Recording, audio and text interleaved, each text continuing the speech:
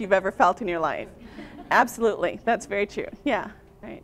And so the comment is that, you know, people can be on the fence about whether or not this is a good thing or not a good thing to talk about with kids, but the bottom line is that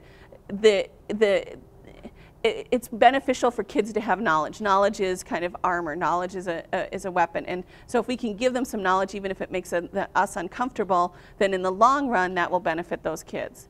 I will say though, I mean, I really encourage you to think about the setting that you're working in. And if this is, first of all, if you can't have that conversation with a kid, then I wouldn't say go ahead and do it. I would say get them connected with somebody who can. And again, I go back to, we've got, if nothing else, we've got great teen clinics in the Twin Cities that can have those conversations.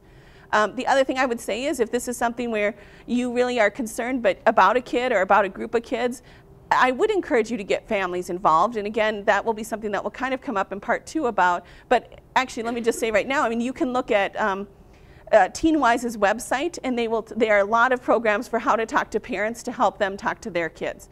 So that way you have that reassurance that if there are parents involved and parents around, they can have the conversation about the values that they want their children to have, along with being equipped with how to give them some of those knowledge and tools and make some good decisions about what they want to do for their own families.